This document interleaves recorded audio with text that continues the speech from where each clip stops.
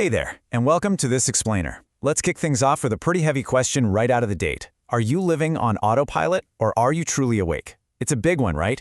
Because right now, odds are you might just be blindly following the rules and constructs that society has handed down to you.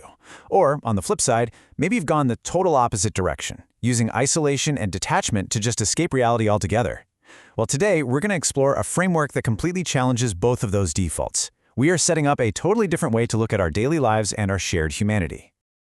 Our main goal in this explainer is demystifying the Buddha, to give you a rational toolkit for modern life. We're going to strip away all the mysticism and heavy religious baggage that's usually piled on top of the Buddha's very first sermon at Sarnath. Because when you finally clear away that ancient dogma, what you're left with is a deeply practical, humanist guide for ethical living. This isn't about some distant afterlife. It's a literal toolkit for understanding how our everyday actions shape our brains and directly determine the exact quality of the society we're all living in today. All right, let's jump straight into Section 1, the two wrong paths. Okay, let's dive into this. Before we can figure out the right way to live, we really need to pinpoint where everyone goes off the rails. It turns out almost all of us default to one of two highly destructive coping mechanisms. They look like total opposites, but they actually lead to the exact same corrupted mind. On one side, we've got the pursuit of desirable things, the endless, exhausting chase for wealth, status, beauty, you name it. But then, on the other extreme, we have escapist detachment.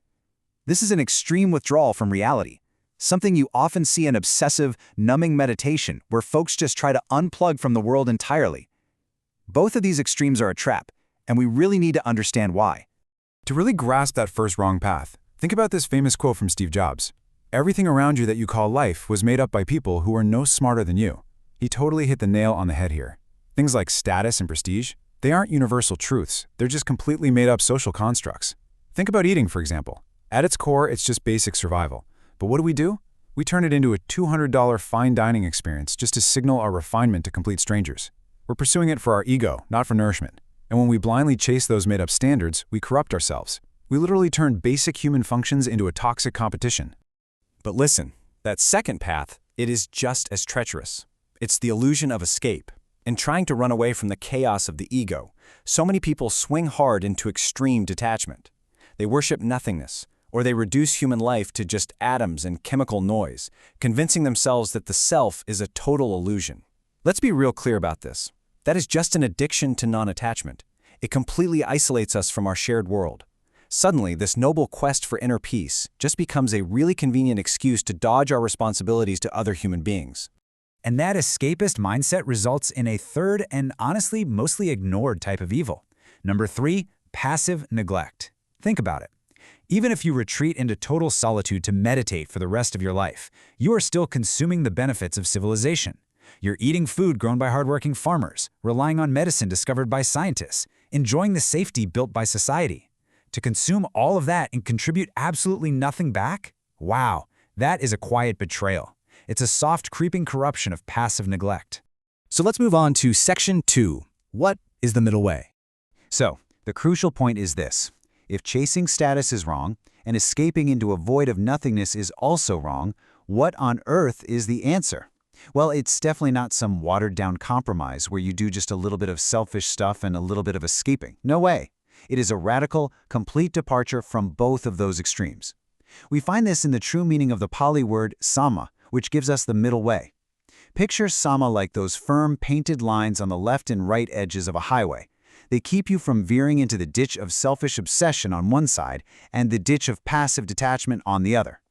It's an ethical framework rooted entirely in the fact that we are all interconnected, and every single action we take has to consider our collective good. Now, to help us stay firmly between those lines, the Buddha laid out the Eightfold Path. And I want you to notice how incredibly logical this progression is. It starts with understanding, which naturally informs your thinking. Once your thoughts are actually aligned, it dictates your physical speaking, your acting, and even your nonverbal expressing. And because, let's face it, we are human and we drift, the final 3, effort, mindfulness, and reasoning, are essentially your daily maintenance tools. They're what we use to catch ourselves before we accidentally swerve back into the corruption of those two wrong paths. All right, building on that, let's look at Section 3, the Four Humanist Truths. And this brilliantly illustrates the core shift we're talking about today. We are totally reframing the Buddha's most famous teaching, moving completely away from metaphysical ideas about the afterlife and grounding them squarely in practical earthly ethics that you can use today. When you look at the traditional metaphysical doctrine next to a rational humanist interpretation, the difference is night and day. On the traditional side, existence is literal reincarnation through mystical realms, right? The goal is to break the cycle of rebirth. But on the rational humanist side, that cycle is simply the repeated breaking of our social agreements. It's the cycle of harmful actions we commit against one another.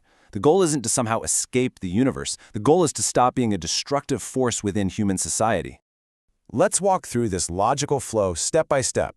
First, you have to actually see the problem, which is samsara, the social disease of bad actions and corrupted behavior. Second, you have to know the root cause, tanha, which is our ignorance that makes us falsely believe exploiting others is somehow a win for us. Third, you achieve the cure, nirvana, which is the cessation of this harmful cycle. And finally, step 4, you maintain that cure by walking the path, the middle way we just unpacked. Actually, I want to pause and really clarify step 2, tanha. There's this massive misconception floating around that this philosophy asks you to suppress all your human desires. That is absolutely false. It is totally natural to want food when you're hungry or a blanket when you're freezing. Tanha is specifically about the toxic, hijacked desires of a corrupted mind. It's the obsession with power, revenge, greed, dominance. It is a psychological disease, not your baseline natural human condition. Which fundamentally redefines step 3, nirvana.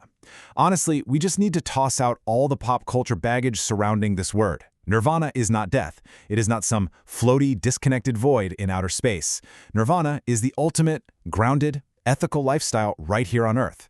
It's reaching a state where you are fully liberated from the urge to commit a harmful act, even when you could totally get away with it. You are completely free to just be your authentic, uncorrupted self. Let's move to the final piece and see how this all comes together. Section 4, the art of paying attention. Okay, so understanding this entire framework is awesome in theory, but how do we actively apply it to the busy, messy, stressful reality of our daily routines without running off to live in a monastery?